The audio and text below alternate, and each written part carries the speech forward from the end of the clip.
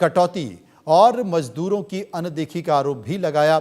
साथ ही उन्होंने प्रधानमंत्री मोदी पर निशाना साधते हुए कहा कि देश में अब लोकतंत्र नहीं है बल्कि वन मैन शो चल रहा है। पूरा का पूरा फायदा वही 2-3 अरबपतियों के लिए है। मनरेगा सिर्फ एक योजना नहीं थी, मनरेगा अधिकार आधारित अवधारणा थी। मनरेगा से देश में करोड़ों लोगों को एक न्यूनतम मजदूरी मिलती थी। मनरेगा पंचायती राज में सीधा राजनीतिक हिस्सेदारी और फाइनेंस सपोर्ट का साधन थी। मोदी सरकार अधिकारों के विचार और संघीय ढांचे पर हमला कर रही है। यह प्रत्यक्ष अधिकार आधारित है कि जो अवधारणा है, अब इस पर आक्रमण हो रहा है। राज्यों की जो संघीय संरचना है उस पर भी आक्रमण है। राज्यों से केंद्र पैसे छीन रहा है। अब सत्ता का विकेंद्रीकरण और फाइनेंस का केंद्रीकरण हो रहा है। इससे देश को नुकसान होगा, गरीब जनता को नुकसान होगा। सुनिए। मनरेगा सिर्फ एक योजना नहीं थी। मनरेगा राइट्स बेस्ड कॉन्सेप्ट था।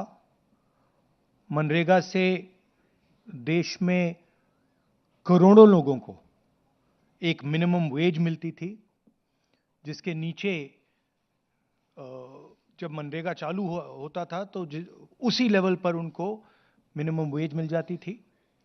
और मनरेगा जो हमारा थर्ड टियर है, पंचायती राज का जो टियर है, उसमें directly political participation, finance support का एक साधन था, मेथड था। तो ये डायरेक्ट राइट्स बेस्ड का जो कॉन्सेप्ट है उस पर आक्रमण है। मुझे बताया गया है कि ये decision directly prime minister office से लिया गया है और मंत्री से बिना पूछे, कैबिनेट से बिना पूछे ये डिसीजन लिया गया है। इससे आपको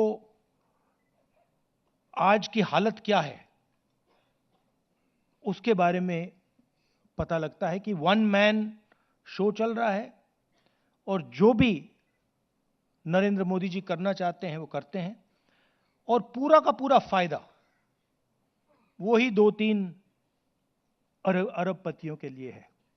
आप देखना, ये प्रोग्राम कोलैप्स करेगा, राइट्स बेस्ड आर्किटेक्चर कोलैप्स करेगा। इससे रूरल इकोनॉमी को नुकसान पहुंचेगा और यही